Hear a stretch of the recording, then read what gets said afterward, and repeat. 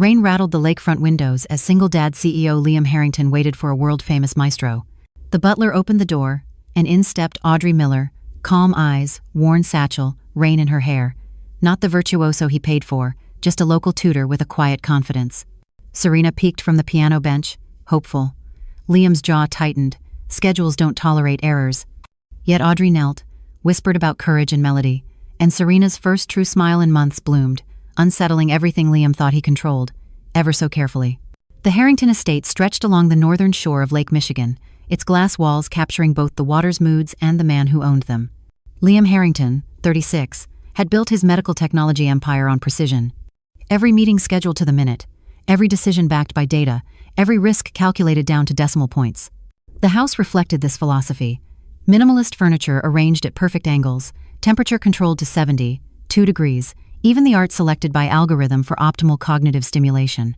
Only the music room broke the pattern, with its grand piano standing like a question mark in all that certainty.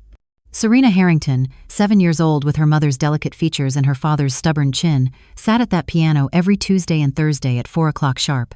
She pressed the keys with mechanical precision, producing notes that were correct but hollow, like emails sent without feeling. The sheet music before her bore the marks of a dozen previous teachers, each one's notations layered like geological strata of failure. None had managed to unlock what her first teacher, 3 years ago, had called remarkable potential.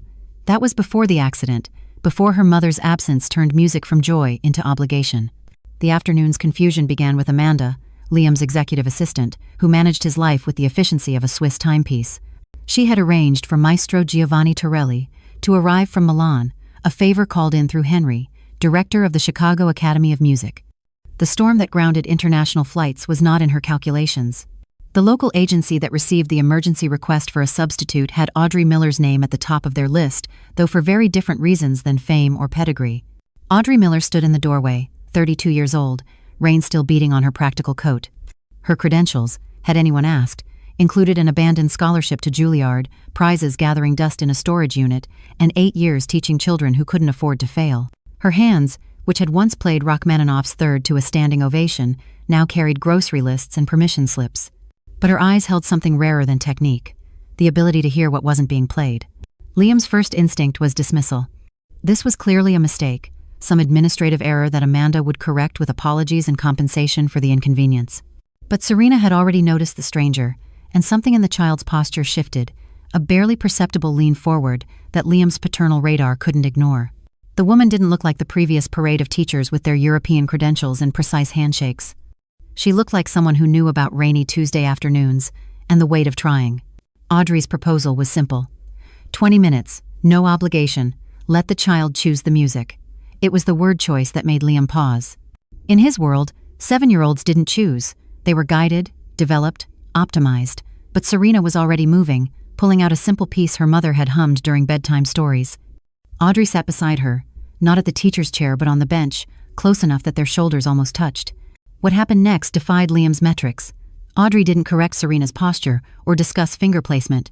Instead, she asked the child to breathe with the music, to find the story hiding between the notes.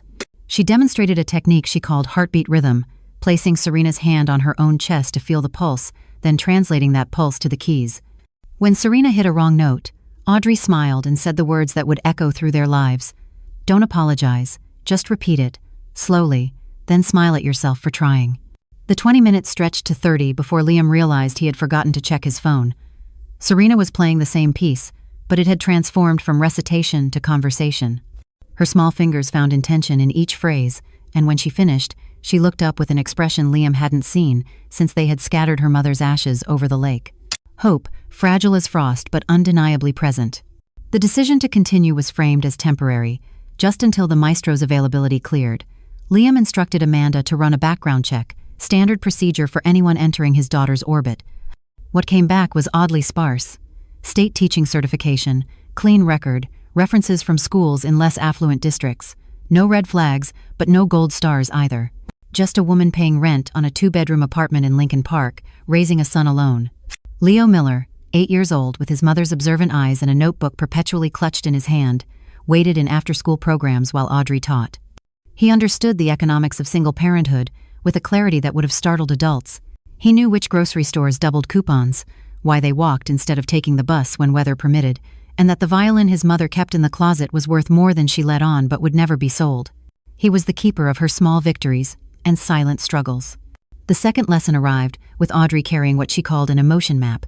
It was a simple chart, colors corresponding to feelings, with instructions for Serena to choose her color before playing. Liam observed from his study, the door cracked just enough to watch without intruding.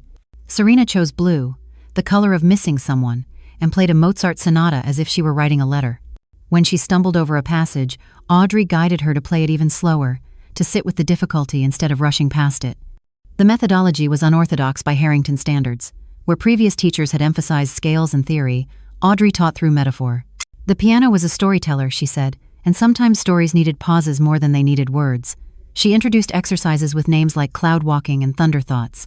She had Serena play passages while imagining different textures: silk, sandpaper, warm honey. It should have been ridiculous, but Serena's progress was undeniable. After 2 weeks, Liam found himself adjusting his schedule to be home during lessons. He told himself it was due diligence, ensuring his investment was sound. But the truth was more complex. Watching Audrey work was like observing a translator between two languages he hadn't known were different. She spoke to Serena's grief without naming it, addressed her fear without exposing it. When Serena mentioned her mother, Audrey neither deflected nor dwelled, just nodded and suggested they put that feeling into the next phrase. The discovery of Audrey's situation came accidentally.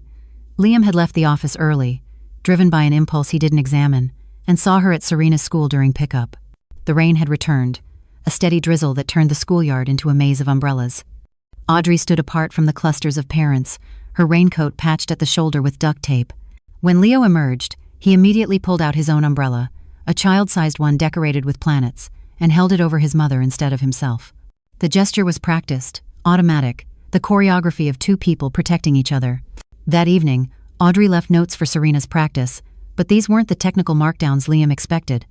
Instead, they were emotional coordinates. This section feels like Sunday morning.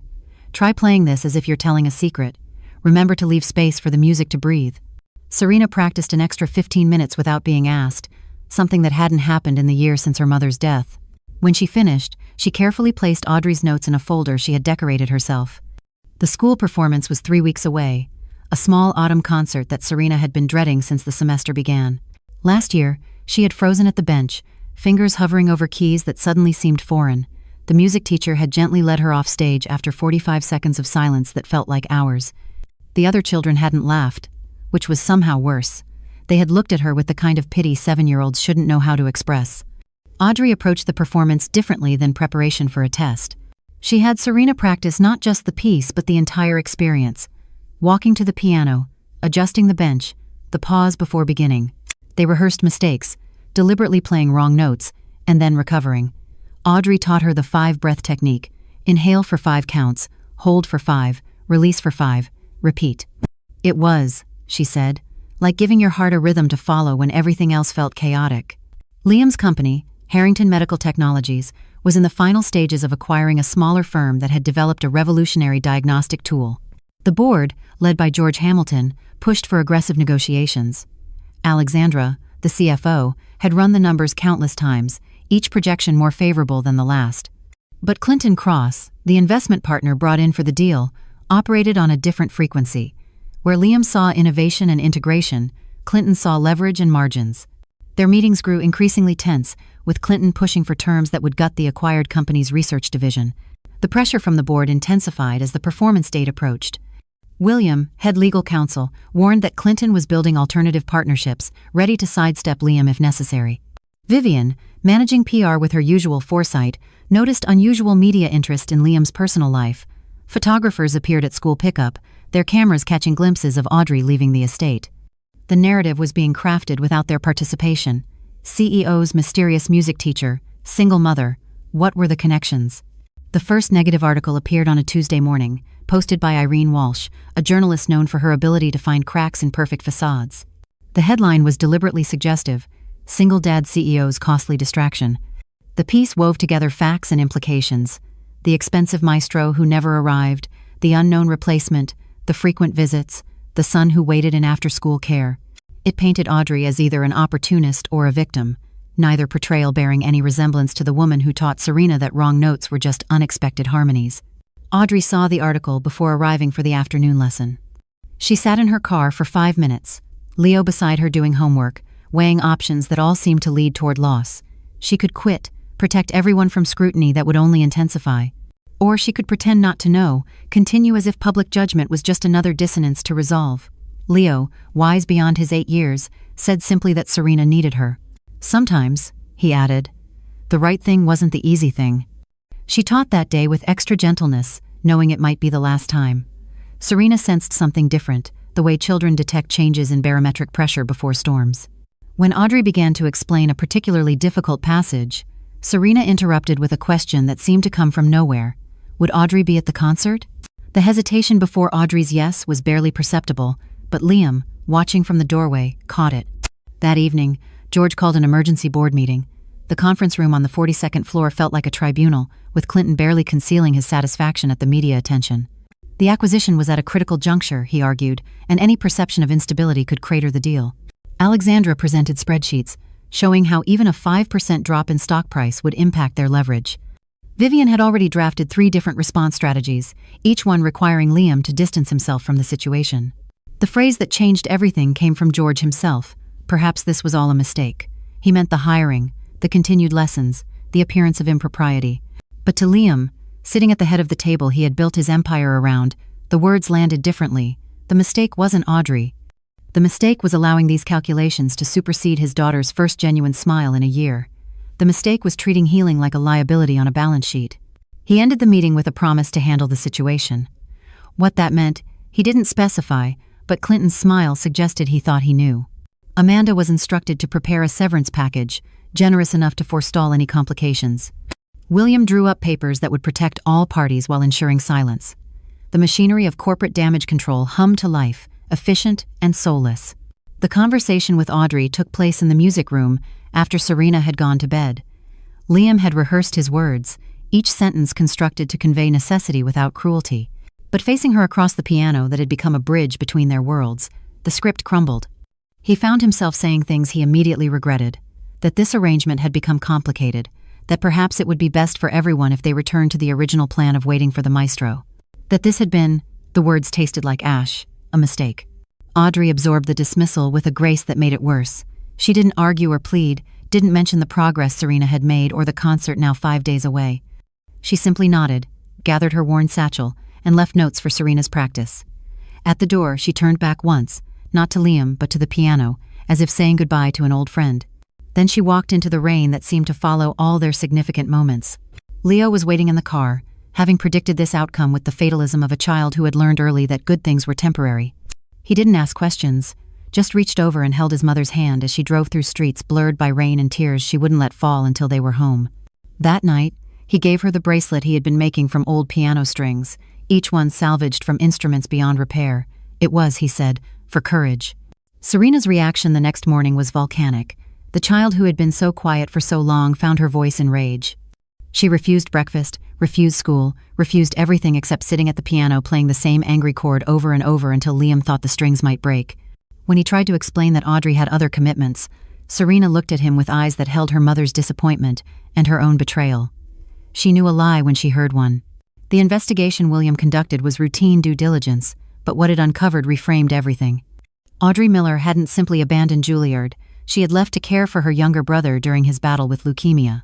Her performance history included first place at the Van Cliburn Amateur Competition, masterclasses with renowned pianists, and recordings that critics had called transcendent. She had given up a trajectory toward concert halls to teach in community centers, believing that music belonged to everyone, not just those who could afford it. Henry at the Academy confirmed what the document suggested. He had known Audrey before she disappeared from the classical music world, had watched her perform Chopin with a maturity that musicians twice her age couldn't achieve. Her technique was flawless, but more importantly, she understood that music was about connection, not perfection. When Liam asked why she was teaching children in struggling schools instead of performing, Henry's answer was simple: because she believed saving one child's relationship with music was worth more than 1,000 standing ovations. The videos Liam found online were grainy, filmed on phones before cameras became sophisticated, but even through the poor quality, Audrey's gift was evident. She played as if the piano was an extension of her circulatory system, each note pumped directly from her heart. In one video, Dated just before she left Juilliard, she performed at a children's hospital, adapting complex pieces into stories the young patients could follow. A comment below, posted years later, was from one of those children, now grown. She made me believe in magic when medicine wasn't enough. The night before the school concert, Liam stood in Serena's doorway watching her sleep. Her small hands moved on invisible keys, practicing even in dreams. On her nightstand sat the emotion map Audrey had made, colors worn from daily consultation. Next to it was a photo of her mother and a new edition, a program from last year's failed performance, with a note in Audrey's handwriting. Every performer has one performance that teaches them courage. Tomorrow is yours. The morning arrived gray and uncertain, matching the mood in the Harrington household. Serena dressed in her concert outfit, a navy dress her mother had bought but never saw her wear. She ate breakfast in silence, mechanically chewing toast that might as well have been cardboard. When Liam suggested they run through the piece once more, she shook her head. Audrey had said to save the music for when it mattered. The school auditorium filled with parents armed with cameras and flowers. Serena sat with her class, but her eyes kept searching the crowd. When her name was called, she walked to the piano with the measured steps they had practiced. She adjusted the bench, placed her hands on her lap, and breathed. 5 counts in, hold for 5, 5 counts out. Then she began. The piece was simple, a melody her mother had loved, arranged for young hands. But under Serena's fingers, it became a conversation with absence. She played the first verse perfectly, each note clear and intentional. Then, in the second verse, she hit a wrong note. The auditorium held its breath. But Serena did something remarkable. She repeated the note, slower this time, smiled slightly, and continued. The mistake became part of the story, a moment of humanity in the mechanical perfection parents usually demanded. She finished to applause that was warm and genuine, but as she stood to bow, her composure cracked. She had been brave, had done everything Audrey taught her, but Audrey wasn't there to see it. She started to cry, standing alone on the stage in her navy dress, and that's when Liam made his choice. He walked onto the stage, in full view of everyone, and held his daughter while she sobbed. It wasn't corporate protocol, wasn't optimal optics, but it was what fathers did. In the lobby afterward, Irene Walsh approached with her recorder ready. She asked about the performance, about Serena's teacher, about the rumors swirling through Chicago's upper echelons. Liam could have deflected, could have given her the non-answer Vivian had prepared. Instead, he spoke the truth. His daughter had been taught by a remarkable woman who understood that music was about finding beauty in imperfection. If that was a scandal, then the problem wasn't with the teaching, but with those who couldn't see its value. The video appeared online within hours, not the salacious story Clinton had been feeding to contacts, but something different. A CEO admitting vulnerability, a father choosing his daughter over his image, a child brave enough to smile at her mistakes. The comments section, usually a cesspool of judgment, filled with stories from parents who understood the weight of helping children through grief. The narrative Clinton had tried to craft dissolved like sugar in rain. William's deeper investigation revealed the extent of Clinton's manipulation. Shell companies had been created to plant stories, contracts with media consultants traced back to accounts Clinton controlled. He had been building leverage for months, planning to force Liam out and take control of the merger. But he had miscalculated the power of authenticity in an era exhausted by manufactured scandals. The board, seeing the public response, recognized that Liam's humanity was an asset, not a liability. The plan Vivian crafted was elegant in its simplicity. The company would host a benefit concert for music therapy programs in underserved communities. Henry would curate the performers, established artists donating their time. But the centerpiece would be something unprecedented, a duet between a student and teacher, showing the power of music to bridge worlds that seemed impossibly distant. She didn't name who she had in mind, but Liam understood. Finding Audrey required no investigation. She was at the community center where she taught on weekends, helping a teenage boy understand that Beethoven had written his most beautiful music while deaf, that limitation didn't mean inability. When Liam appeared in the doorway, she didn't seem surprised. Leo was there too, doing homework in the corner, protective of his mother, but curious about the man his careful research had revealed was more complex than the newspapers suggested. The apology came without preamble or excuse. Liam had been wrong, had let fear override judgment, had failed both as a father and as a human being who claimed to value innovation, but retreated to convention when tested. He didn't ask for forgiveness, didn't assume it was possible. He simply wanted Audrey to know that Serena had played beautifully, had smiled at her mistake, had been brave in the way Audrey had taught her. And if Audrey was willing, there was a concert, a chance to show the world what real teaching looked like. Leo spoke first, displaying the strategic thinking that would someday make him formidable in whatever field he chose. He asked what would be different this time, how his mother would be protected from the kind of exposure that had already caused pain. It was a fair question from an 8-year-old who had learned to be suspicious of second chances. Liam's answer was simple. This time, she wouldn't be alone. The 3 weeks of preparation transformed the Harrington estate. Audrey and Serena practiced daily, but now Leo was included, sometimes doing homework in the music room, sometimes offering observations that were startlingly insightful. He and Serena developed their own friendship, built on the understanding that came from losing something irreplaceable too young. They didn't talk about their missing parents, but the knowledge sat between them like a shared language. Audrey's teaching method expanded to include what she called ensemble thinking. Even when playing solo, she explained, a musician was in conversation with every performance that came before and might come after. She had Serena and Leo create rhythms together, one on piano, one with percussion made from kitchen implements. The sound was chaotic, then gradually found its center, like two people learning to dance. The corporate pushback came from predictable sources. Clinton made one last attempt to undermine the benefit, suggesting to key investors that Liam had lost focus. But Alexandra, who had initially supported Clinton's position, presented a different analysis. The company's value wasn't just in its technology, but in its humanity. The story of a CEO who chose his daughter's healing over his image had generated more positive publicity than millions in marketing could have bought. Stock prices reflected this, climbing steadily as the concert approached. The venue was the Civic Opera House, its grandeur a testament to Chicago's belief in art's necessity. The afternoon of the performance, Audrey stood on the stage during rehearsal, looking out at 3,000 empty seats that would soon hold judgment or grace. Serena stood beside her, no longer the frozen child from last year's disaster but not yet free from fear.